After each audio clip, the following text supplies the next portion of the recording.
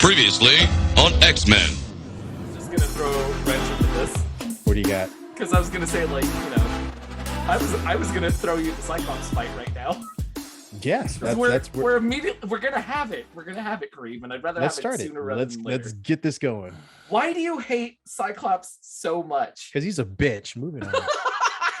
No, you give me an answer. Would you call Superman a bitch? Yes. What? And I like Superman.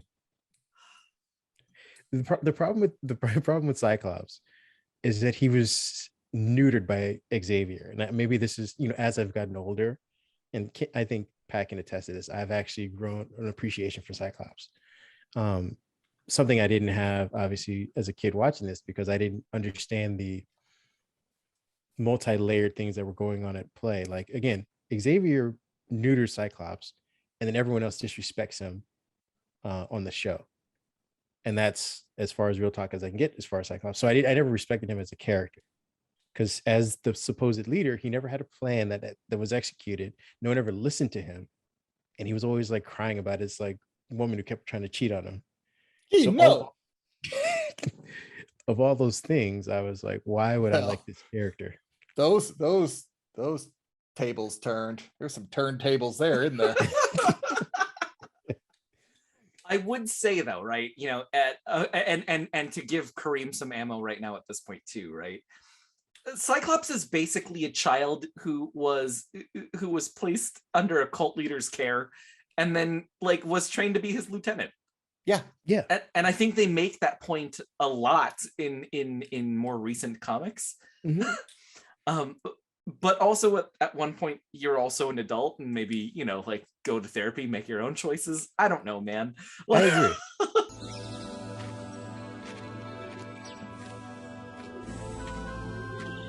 We all know the risks of being an X-Man.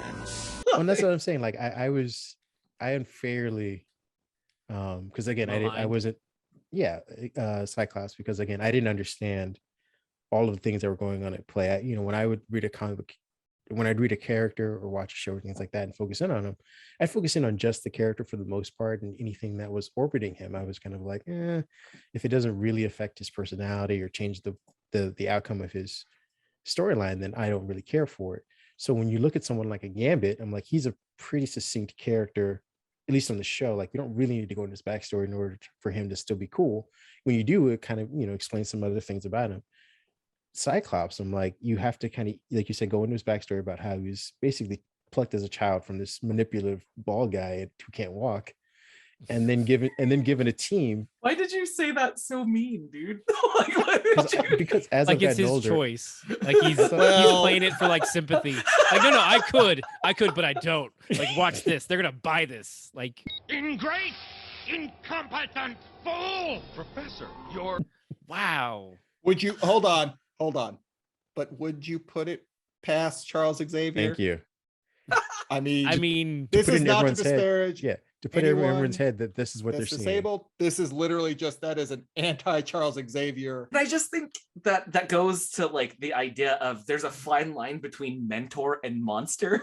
Yeah, and Xavier is Charles monster Xavier most of has the time. literally shit on that line. Oh yeah. Since the beginning. That man has never met someone whose mind he didn't want to read within 2 seconds. Oof. I also think this goes back to my preteen, I guess, is it age time, or preteen. You're not wanting to follow or obey authority, and Cyclops represents exactly that. He's basically your cop version, or your narc put into the group. He goes and runs back to Xavier about everything, and you have your rogue characters like Wolverine and Gambit that were like, "Fuck it, I'll do whatever I want when I want." I'm like, what kid wouldn't want to follow that? Yeah. He was the hall monitor at that age. Like, that was the guy who's like, nobody in the hall is like, dude, you are a student, you can kiss my ass. And the teacher retired seven years ago. Shut up. Some of us need role models, guys. And I had it in Spider-Man, and I thwipped away. Oof. To my hatred of Cyclops, I'm gonna let Pat go ahead and defend him. I don't even know if I want to go into a deep dive defend. It's just so no, it's not even that. It's just the description of Cyclops, I can't argue against. Yeah, he is the cop. He's the leader. He's also the responsible one, the one trying to keep everybody on point and alive. Kind of important. I'm just knowing what I know now about the character from the comics. It's just such a stark contrast to where that character goes, basically becoming a radical vigilante separatist with reason to do so. It's just the moment Xavier is finally taken out of the way, even for a little while, and he is allowed to grow. Now, the biggest thing you could say about Cyclops, he is an awful husband. And I think any Cyclops fan has to admit that, like, he's a bad dad and a bad husband. You can't defend him on that level. Can we name one X-Men that is a responsible parent / partner in life? Jubilee. Can we name one comic book character? But we'll limit it to Marvel, because the majority, even my favorite Spider-Man, has issues because they're like, well, we need to throw some drama in there, so let's make him have a deal with the devil. But then let's pin it on his wife because we're jerks. Like, but yeah, there's. You limited me to Marvel because I was definitely going to say Stripe. Stripe, who's that? Oh my gosh, Stargirl's stepdad. Oh yes, okay, yeah, Yeah, DC, right? Yeah, okay. Because I was like, yeah, she's in danger, but also he is actually mentoring her and he cares. But yeah, I'm really racking my brain right now to think who's a good dad. That's best dad. We said husband, so that's a different question. Okay, husband. Well, we said parent / partner. Well, Gambit let's is stick a with good partner. husband. Well, yeah, he was always faithful to Rogue. Like he had Mystique hitting at him hard with like multiple personalities. Whoa. I'm sorry. Could you say that correctly? He had Rogue's surrogate mother hitting on him and pretending to be Rogue and as a reward for not succumbing to temptation. But also pretending to be another person. Fox, there was she assumed another identity. Yeah, still hit on him, and he's like, "No, stop this. This isn't right. I have someone." And Gambit was like, when he was like, "We're together. It's me and you. Ride or die. We're to the end." Yeah, he was dedicated. And I feel like Cyclops would have been that, except he didn't have the luxury of Gambit's lurid past to kind of lean back on. Gambit's like, I've had enough of the pussy I've ever wanted. Nope. So I can stay faithful. Cyclops is like, you're my high school sweetheart, and if you leave me, my life will be destroyed. Oh wait, who's this blonde? Oh God. Hey guys, this is what another woman feels like. See you later, Gene. What's up, Jason? We could talk about the Gambit hour. We could talk about the Gambit hour. We could also just sit here and praise Cyclops and just see if they ever watch the episode and be like, "Oh wow, you guys actually really love Cyclops. That was really nice of you." Well, that's kind of what I was hitting towards anyway, is that as I've gotten older, I've actually become a fan of Cyclops. I do the X-Men versus Avengers stuff. Even, and then the consequences or whatever they'll follow up with. Schism. There's I see AVX consequences. Yeah, right. That was a sub series during the AVX storyline. It was whatever when he was in prison and stuff. Okay, yeah. I think there's also the storyline Schism too, where it's like after Professor X passes away, I think Jean is gone too at that point. And so that there's a schism between Wolverine and Cyclops, and they talk about how the X-Men should be led. Should the school be for educating, or should it be for training? Yes. And that's like, there's, as time goes on, we give Cyclops new stories and new opportunities to develop his character more, but that's also just a consequence of just additional time. Like when we talk about this X-Men cartoon, we have a finite amount of time. We have 5 years, whereas so that's like they're locked into a certain time frame in our heads, and that's where they are. Well, that was part of what I was getting towards when I said that I felt bad for Cyclops, having gotten older now and kind of understood his role, or at least what was being asked of him through all the circumstances, is that you also get the misguided, I guess, mentorship from Xavier. Another alien ship coming through? So it seems. It's time you told us everything you know, Professor. I've told you all I can. All that makes any sense. Well, that's not good enough. Gene's lying in there because you sent us in blind against something that almost destroyed us. Because you failed to warn You us. had all the information then available. A good leader doesn't have to be warned to be on his guard. Are you saying it's my fault? Like, as you mentioned, should the school be for education or should it be for training? I'm like, he should have, I mean, for a man who's apparently got a limitless wealth, have a clear distinction. One, because it's just safer for his students. And two, it's less of a liability. I felt like he went the Saban route and was like, oh, you can do earth-shattering moves and abilities. Why don't you come over here and do some training with us versus like, no, you came here to learn. I'm not going to turn you into a weapon. Are we talking about Professor X? Yeah, and then being an asshole. Where everyone's a weapon. Right. Yeah. And how he chose to develop those students when he could have taken them in different ways. And also it was also bouncing off of the Schism storyline where there's that divide in the X-Men. Yeah. You mean where Wolverine becomes the cop? Yeah. Yeah, Where so Wolverine weird. becomes the good schoolboy and says, no, these are students, these are children. We shouldn't be training them to be militant. And Cyclops is like, no, they need to protect themselves. If they're old enough to experience racism, then people should be taught about racism and know that it exists. And they introduce critical mutant thinking. I know the other schools, and I'll tell you what, you will not find an environment like you've got here. Which I want out of schools. Yeah. That's also during the decimation, right? Decimation. We're still decimated at that point. It was post decimation, so they're also starting. That was also post Hope, so the mutants were starting to come back. Yeah, they're starting to go in an upswing. So okay, because Cyclops's stance of we have to militarize, it makes a lot more sense in a post decimation world where your numbers are so small. Like, no, we can't afford to just play along. If we do so, we will cease to exist. They will just they need 200 bullets. Well, yeah, because at that point Magneto was decimated. 200 bullets. Yeah, I mean, what two for Wolverine because he's still around. So, but yeah, I get your point. All right, that's like fair.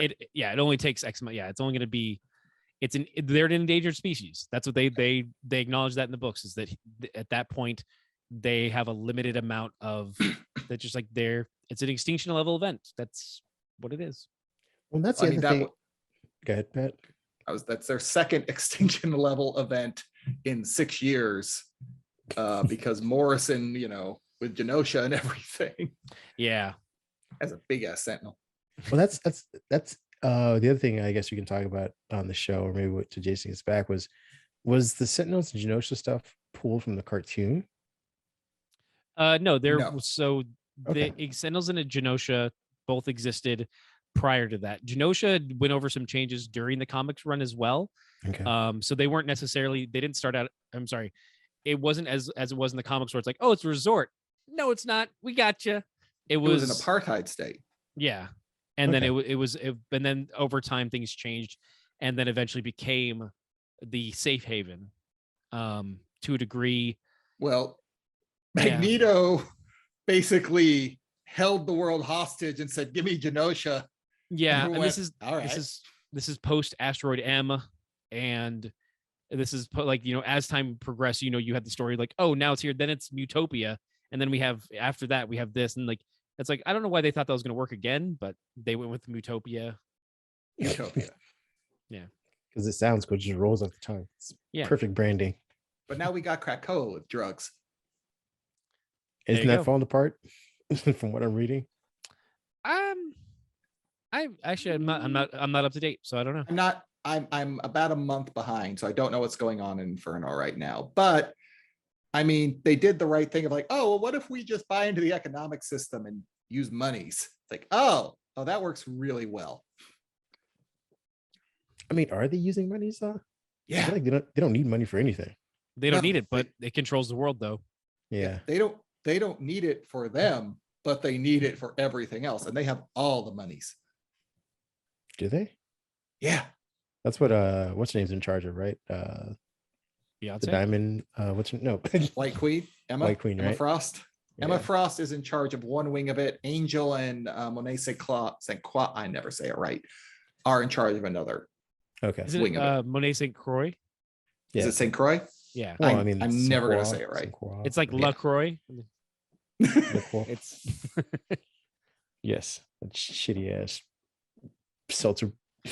Wow, this we came full circle on that one. Like, It seltzer again. Well, How I mean, dare at least the they? other seltzers have they're all like, oh, we'll splash them like, strawberry or grapefruit or something, nice. LaCroix is like, oh, did you want bubble coconut water?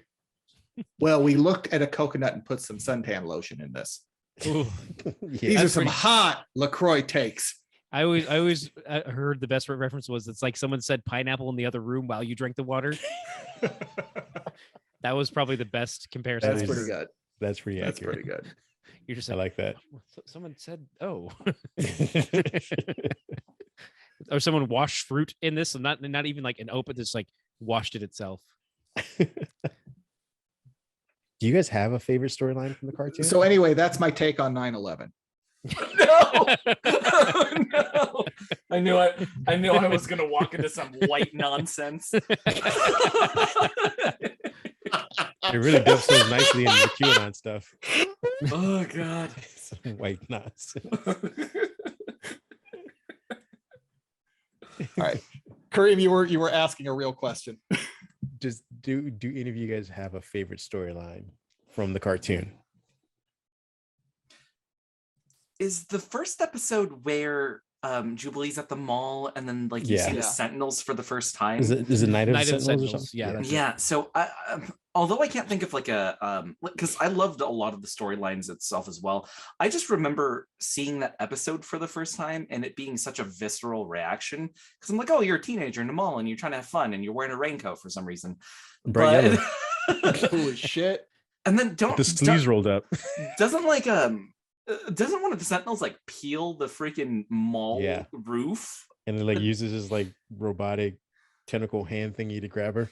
Oh yeah. And it's it's so good too because like as you say that in my head, like her powers short out the video game, and he's like, you know how much that costs? And she's like, yeah, a quarter. Walks off. David Caruso. Yeah, I was gonna say. Yeah, predating David Caruso, but she's just like pulls down the pink sunglasses and is just like, yeah, a quarter, and walks off like a badass. What's wrong with being a mutant anyway?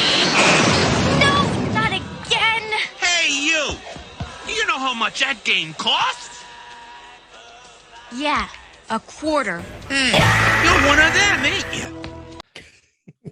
I think that so in terms of favorite stories, did anyone else have anything I had something that pinged off that. I don't know if anybody else had a thought.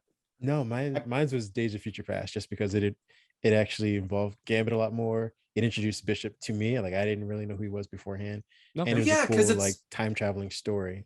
It's because Bishop thinks that it's Gambit's fault for the timeline, right? Yeah, which really pissed me off. He's like, why did they put this cool character trying to take out my favorite character? This I'm like, isn't good. They put both my worlds against each other. Shouldn't it be that schoolboy Cyclops who still sold them out? Take out the white guy. I mean, never. Have you not learned anything? That was the setup. And although have you not learned anything? Because in the end, it was the white guy, Professor X. Onslaught. Well, this is all adding up way too nicely. To hate Professor X, I am always partial to the Phoenix Saga episodes and also anything with Apocalypse. Because you like Lilandra? Lilandra, I must go to Cassidy Keep. The fate of the galaxy hangs in the balance. Lilandra's any space stuff's always fun, but plus that haircut kind of does it for me. I'm not gonna lie to you guys. The triangle, whatever that was. Silverhawks. Oh man, I cannot wait for the Silverhawks. Just like Quicksilver, like I can't wait for that episode. Cannot Just wait for that. Can't wait to talk about my mom stealing the pilot tape from Major Video in Lancaster. For you, or was she Your watching mom it herself? is a boss, and I love it. I appreciate it. She just decided not to return that. I think we liked it too much. So, Fair enough. Very cool. My freedoms. But Apocalypse was really great in the show. I mean, he's very much that like Dr. Doom, just like his dialogue was just written all in caps. Like, and somehow, like at least once an episode, I am Apocalypse. He grows like, that's Passes away. Together we shall forge a new one in fire and blood. Those who oppose me shall perish through my agents of destruction. From the ashes of this world, I will build a better one. Go forth, my horsemen. Very broad strokes. I enjoy him very much. Could someone please explain to me what Apocalypse's actual mutant power is? No. Oh, Jesus. Malleable form. No.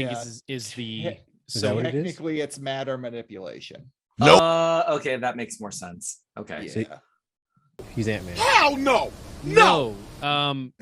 So like knockoff Molecule Man? No. Yeah, but so like he can alter himself, he can alter other things, and like he can like it is kind of the like Scarlet Witch that your powers are yes.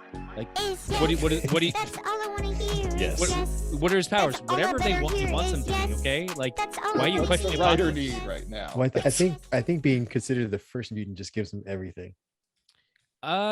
Yes. Yeah, see, I don't know if he's the There's- first mutent. There is Well, debate that's what on he this. says over and over. Yeah, he says he's the first mutant. Celine would like to have a word with him. Wouldn't also, so, as some might know Well- him, Namor or Namor, the submariner. Well, no, but we're not talking about first mutant to debut. We're talking about first mutant in terms of timeline. Now, X Avengers 1 billion BC, whatever crap Jason Aaron came up with.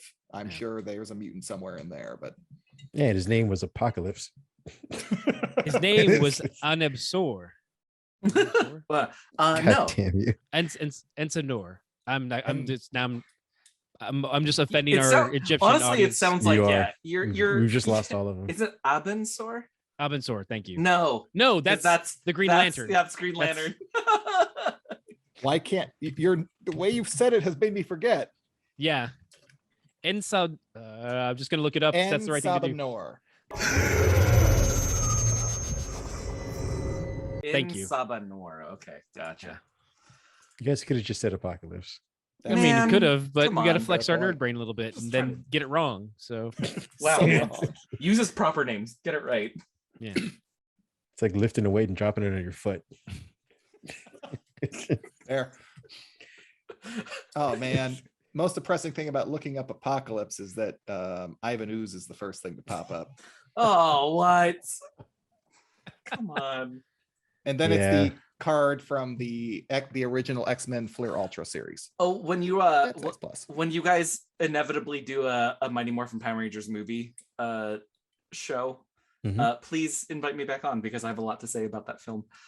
I feel like it's just more Saban bashing. Oh yeah, it's gonna be an hour and a half of Saban bashing. That's it. And another thing. Do we Speaking know of, why Apocalypse's suit has the hoses everywhere? Keep him alive. He's They old look sick as shit. without it. Okay, Yeah. just yeah. wonder. It's a cool design. Looks sick as shit. So that 'Cause the they toy didn't- could have these like stretchable arms and then the Yeah. pipes get to go. Wah. He's awesome. Okay, just I did. Yes, I didn't know more if there sound was something effects. in I'm the sorry. That script. was twice. That's twice. The more you think about like watching Apocalypse, Police the less Academy over sense here. it makes. God damn it, stop that! You have to not think about it and go, all right, survival of the fittest it is. Okay, with his weird robotic mouth that Keep goes between his- talking and we're going to his have to ears. discuss it. And then we're all going to get confused. We're going to get headaches. Okay, so I got mine as Days of Future Past. Ken had his, or was it you, or no? It was Jason Jason had has. his. I 90 talked about Sentinels. the first episode. Yeah. Yeah. So you two are left.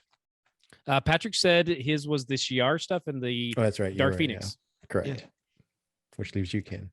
Um, Pick something good. I would say like for me, I'm trying No to pressure. Yeah. Nothing dumb. I'm gonna say all the B storyline when he's in jail. That's a pity, old friend. God that's damn the you. That was the dumbest thing you could have said. Of all the things. So just him reading Yeah. Upside and down. refusing to be broken Read upside out. and read it for yeah, there you go. That's the story. Probably Night of the Sentinels is pretty solid. Okay. Episodes 1 and It's 2. a hell of a debut. It really is. is. It's strong. And like this, the exceedingly 90s of like where it's essentially Ed 209 is saying like stop mutant, and he's like certainly not, and he pulls up his visor and shoots him with an optic blast because that's Cyclops not. That's probably the Which, by coolest the way, Cyclops has ever first been. joke Cyclops ever made. Yeah. Last joke Cyclops ever Yeah, made. probably the last one. Probably the last Yeah. one. Let's be Oh, fair. they took him aside after, like, hey, You man, can't do that. You can't do Yeah. when we're on mission. You can't say things like Yeah, that. you're I not- can't take this Yeah. seriously. I saw it on TV. No, you didn't. You No don't more watch TV for you, Shut up. Scott. Here's a book. Don't read it upside down. Jean Grey just wiped it from his mind. Ah. Well, she learned from the best. Yeah. Oh Ooh. God, dark. Oh. Hey guys, Jean's just as bad. All right, in terms of the mind Okay, wiping and reading Let's stuff. be honest. All the mind people are the worst. This. You're ready to act. Great. No, I love you, Professor X. I want you to take me right here, right now. How dare you! Don't you ever control me with your mind again. I can control lots of you with my mind. Like, think of me as a giant psychic vibrator. Okay.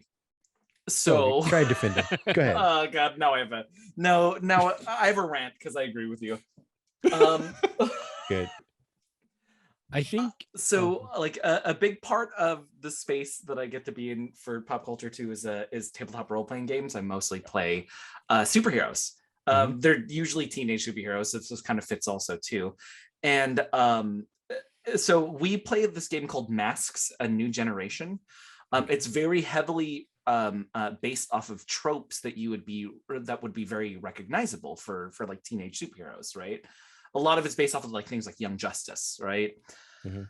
My like it's kind of like there are like mind control powers or emotion manipulation and things like that in the game. It's kind of an altogether across the board thing in our community for people to never take that power, right? And like, and it's the whole thing is because it feels gross. We've seen too many people in comics abuse it. When has there ever been a psychic who was like outright like not questioned for their actions, right? Yeah. Like I can't think of a good psychic. Maybe Danny Moonstar. Technically, she has a psychic power. Yeah. That's but it's such a limited. Yeah, once you get to like I'm actually telepathic, yeah, all bets are off. Yeah, she's a little more. I'm trying to think. She's a little more empathic than just full on psychic. Yeah, like that's where it's like I think that might be the line. Who's the freaking guy in space that like was it Star Fox or something like that can like put out pheromones and you like him now? Yeah, Thanos' brother. Gambit. Well, no, because he has subtle, what is it, like subtle psychic charm or whatever? Yeah. Yeah. You're saying Gambit does or Star Fox? Gambit. Yeah. Gambit does. Yeah, we learned that from the Series 2 trading card, folks. Until that point, no one had any idea. They wrote that in the card, and now it's canon, and it's in our heads. Yeah. Why don't... Hey, he was charming in the cartoon show, okay? That's why I liked it. It's not a mutant power. You're just hot. It's fine, dude. That's a pretty mutant power right there. Yeah. Mutant power, fuckable. Emma if everyone Frost, had it, literally, it'd be called a majority power.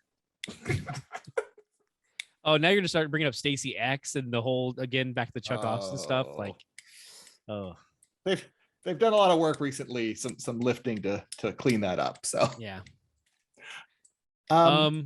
I do have one question for Jason regarding the tabletop role playing. So if you're doing teenage superheroes, so none of your characters' parents have ever been alive, have they? Well, okay, so I have some of the artwork over here as well too. I was showing it to you beforehand. Yeah. So this guy, so this is the, oh wait, no, I gotta get it out of the mirror. There you go. Okay, so Steel Specter, both his mom and dad are alive. What? But I based Bad hero. I based this character on what if Colossus and Kitty Pryde had a kid, but then it was Kitty Pryde who had twisted the knife on that storyline. Yeah. So then it's Kitty Pryde who has the metal powers, and then Colossus who has the phasing powers. And what if Colossus was a bad guy? When is he a good guy? I like what you've done here. I like what you've done. Yeah. So and then the Unrivaled, who's down here as well. His mom and dad are alive and very mean to him. Who else? Who else have I played? Yeah, most of the time at least one parent is alive. Wow. Yeah, at least one. When you say you're basing off Young Justice, I just think of all the Robins. So it's just like, yep, dead.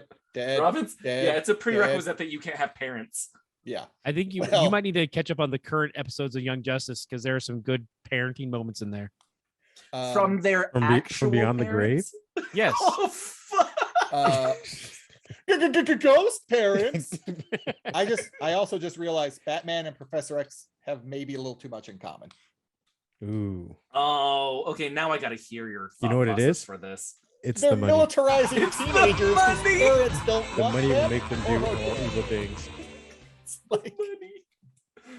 And the money. And the money. Gentlemen, we are getting into the third episode of this podcast. I'm very sorry. I'm very sorry. No, it's okay. I think it's we just have a good topic that we want to keep going on. But I did want to have like 6 episodes from this one. Yeah, this is something that came to me while we were talking. Where do we see the show going forward from here? Yeah. In terms of, and my first headspace is, do we see them adapting storylines as they go? So do we get an Onslaught storyline? Do we get a 12 story for those who read the 12, or like, are there extra stories that you want? I'm just saying, like, we have Apocalypse, we've got Cable, we have characters that are there that are necessary. Do we get Age of Apocalypse? What do they mind for stories, and what would you like to see moving forward? This is a great question. Can you ask too many questions? I think those two separate questions. I think what we will see and what we'd like to see. Fair enough. Since I'm rambling, I'm going to jump in first. I would like to see them adapt some of the other stories, especially as we've gotten past kind of the 90s pouches and grimdark. As we go into the 2000s and 2010s, I think there's a lot of good stuff there. I would like to see them do something bold, like just maybe kill off Professor X. Do you have any titles, or just do you have any titles to reference here, or like recommended readings, essentially? Like, hey, for the viewers, recommended, like, because you're saying like just take bold moves, like. But is that in line with anything? Jason, I think you have a point you're ready to go with. Yeah. See, because I'm right now, I don't think they should go safe, right? You have a built-in base. Let's go hard, right? Give me like stuff like X of Swords. Give me stuff like give me House of M. Like, don't be safe about any of this stuff, right? Give me start it with No More Mutants. I don't care at this point. Do the Morrison run. The Morrison run. That's a great place to start. Give just me without Cassandra the leather. Nova fucking shit up. What's up? Without the leather, though? No, more leather. Oh, God. Now, here's just the problem. SMM catalog is all you need. This got into traditional intercourse again, you guys. As we needed to. I think they just spam the nostalgia button. Okay. Oh, okay. I think it's just a continuation of those 90s storylines. And I don't even know if we get to an Onslaught, or we just get like, hey, remember when? Remember when? I'm kind of curious, because we did actually get we had X-Men the continuity continue with a comic book. It had about a 10-issue run, and it didn't go for too long. So it's like they were trying to hit that nostalgia button for just the direct fans, and it didn't quite pay off. And they try to do similar stories with X-Men. I believe it was X-Men Legends, but I'm trying to recall the title, because it was Chris Claremont came back and said, this is the story that I was going to do before Jim Lee essentially took over the book. And I can't remember the name. I mean, X-Men do this all the time. Like that whole, like you said, the whole X-Men Legends series is that like older former creators coming back and filling in the blanks on things they wanted to do that can still fit in continuity. Yeah. I don't even think we get, and this may just be, it's a little later at night for me, and I'm somewhat jaded to the world right now. I just can't see a world where they're like, oh, and here's Excalibur and we're going to run with them for a little bit. I can see a world where the newest character that gets introduced is Psylocke, but the problematic Psylocke. Oh, ooh, I know. So no Adam X the Extreme. I were lucky. Okay, that's how you end it. You know we need in this X. Yeah. He threw up the X. That's the best part. You know who we need in this for happiness? Chamber. Let's get him in. Nope. And now Kareem just cuts to Sean Patrick Scott in the back of the card. Nope. No, wait. I'm sorry. That's it's no, hell no. I'm interested to see first off what the art style is going to be like. If they go to the cheap Saban route, or I mean, now that they have all the monies in the world, do they go with the original artwork? And if they go with an entirely different style, and I think that would play into the types of stories we get, to be honest with you. I think if they go for the more I don't know, mature artwork style, that you're opening up the door for more mature storylines. I mean, again, they're trying to scratch and itch the nostalgia button for 40-year-olds. So I don't know if we're necessarily going to get the campy 90s stuff that still plays like it did when we were children. Like, you know, that line that Cyclops says at the beginning, like we were just talking about it, that night of the Sentinels. I'm like, as a 40-year-old, I don't know if that's gonna work. We would all clap if they tried to pull that again. Like, everybody on this podcast, yeah, not. Don't have a cow, man. I think they've showed the art style will be a simplified style for animation, and it's going to tie. It'll feel in vein with some of the original art style, but updated a little bit, just a little cleaner. David Nakayama covers for the X-Men 95 series, I believe it was. It reminded. Sorry, please go. No, you're good. I was gonna say it reminded me of like if you took the original art style and then used Wolverine and the X-Men as a skin over it a little bit, just kind of the way they updated it. Yeah. Okay. So we're still getting blue, the yellow and blue tiger stripe Wolverine. Oh, we're still getting that at least to start, because that's what they're showing us. Still very heavy Jim Lee centric. Yeah, although they did pull down Rogue's hair, which I think is more just an animation thing. Is that it's not that big southern puff of hair. Mm-hmm. It's more like a little bit later 90s, maybe ponytail. Like I think that's largely because of the art style stuff and just the difficulties of animation. It's why Jean Grey had a ponytail as opposed to her normal red locks as well. So yeah. Well, also that was never combat ready. Yeah. Yeah. I mean, and Rogue was bulletproof, so it didn't really matter. Yeah. And Storm's up in the air shooting lightning and shit. Nobody's even getting close to her. It's fine. Yeah. Fair enough. Yeah, I mean, I would like to actually see them do is it the House of M? It was where the mutants disappear? It's after House of M, but yeah, House of M is that'd be a crazy. I mean, I'd be on board for that. Like that's in the subsequent years, we've had a fair amount of animated movies from Marvel where they've been like, we can do what DC does, but just as good, and they've met with varying degrees of positivity. Mm-hmm. And that's a fantastic story, especially because it's very heavily X-Men focused, and that'd be very cool to see for me. Well, I mean, I feel like it would also help center that world that we already kind of were introduced to. I mean, the show is basically like the same 7 to 12 X-Men that we were kind of following at any time, and then it would be like random mutants in protest, or random mutants that, you know, like what were the people that lived underground, the Morlocks, stuff like that you rarely come into contact with. But I mean, it never seemed like the world was, you know, abundant with them. It was always like they were a very minority group that was always being hunted. So I'm like, if you start off with that, you can still focus on the same 7 to 12, but now their consequences have much more. I mean, their actions have much more greater consequences because there's less of them. Allow the team to expand a little bit, you know, and cycle some out. Like give us some consequences and repercussions to these actions. Plus, then you can actually start playing around with, and that was the kind of last question I had for this on the thread, was if any of this ties back into the greater MCU. Oh, No. Okay. I think they keep it separate. It's a pipe dream all of us want, right? Like Gotcha. it's a pipe dream, but then as we add although I want it, like as a fan, as a professional, I understand that like you're putting too many cooks in the kitchen. I think we're still and I at only least a asked that phase away because from mutants in the MCU. okay, I was only asking that because you do have some crossover with some characters and how they're represented currently, even in animated form, versus what you could show them in, like, you know, Captain Marvel or something like that, which you can show them in the X-Men series.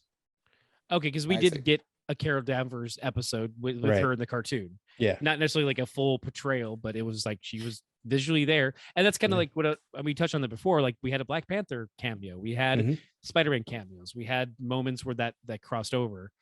I don't think.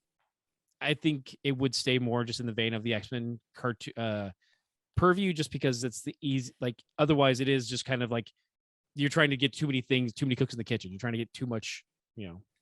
Gotcha. I'd wager we do get those cameos from the larger MCU, though. I wouldn't. I mean, if we get a Wolverine flashback and then we've got Captain America there, like they did that in the X-Men Evolution. Yeah. And that's another thing we didn't get a chance to talk to you about, is that this is just a continuation. It's not a reboot where it's like we've had other cartoons and other iterations of stories like X-Men Evolution, which was really good. And then we've had Wolverine and the X-Men, and we've had chances to get different stories from the X-Men that have changed with time.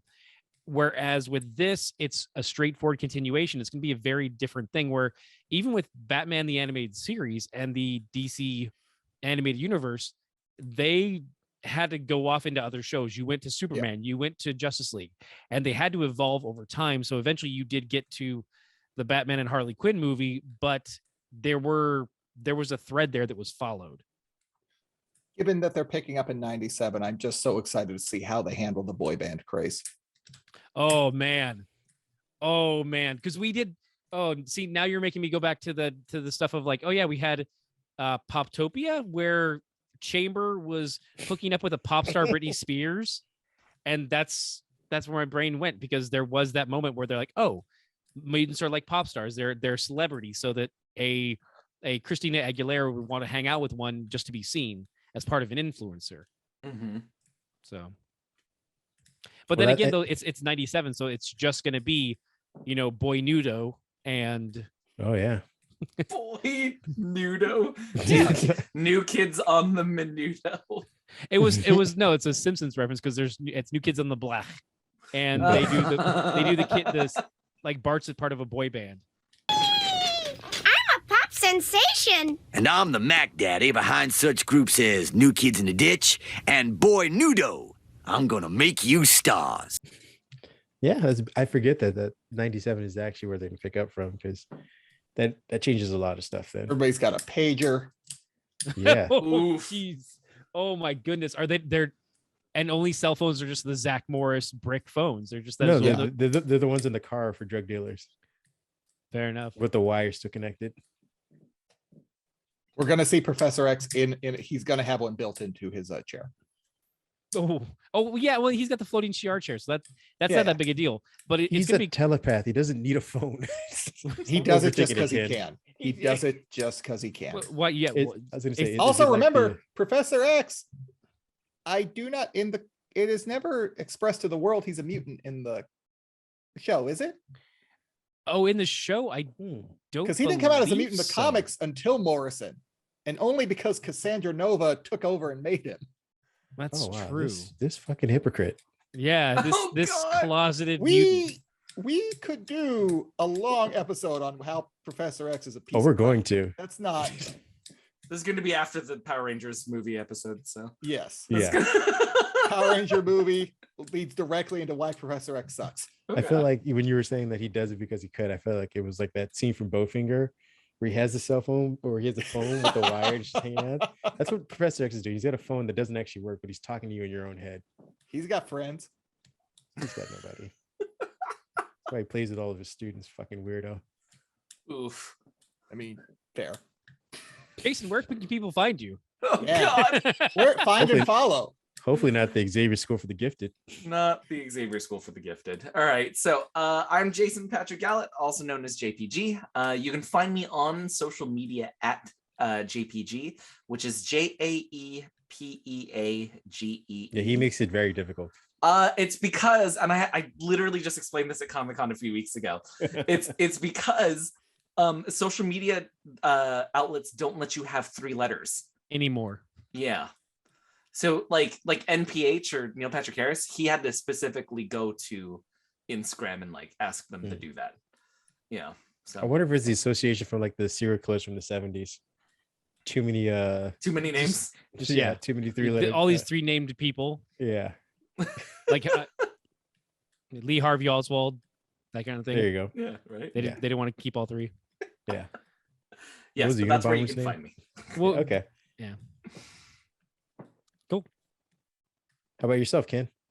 Let's go down the list. That was the thing. This is not our normal thing. So you can find me at Ken Rollo. Also check out archives of at Comic Banter for a podcast that may return ? Find out. What if? I don't know. How about you, Pat? Well, you can find me at on Twitter and I believe Instagram at Patrick_Canelo. That long story behind that. And also, if you look into your heart, I'll be there. Wait. So Patrick was the X-Men we found along the way? Yep. Yeah. Always and forever. He's also a psychic, so you can't trust him. No. Fair enough.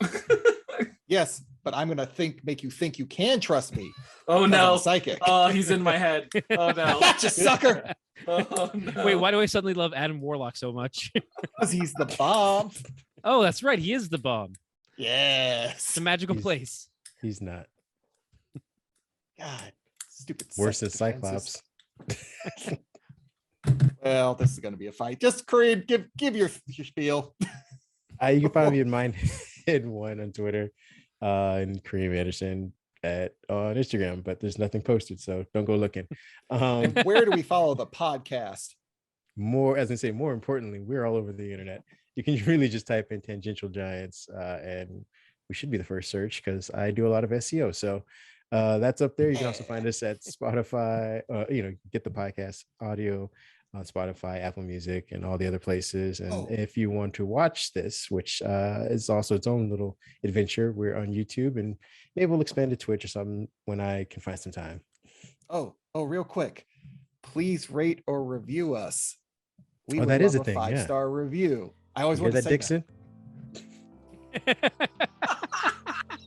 Smash that subscribe button somewhere on the screen. Hit the bell icon to be notified when new episodes go live. Do all the social media stuff. Good night, everybody. Good night. Thank you, guys.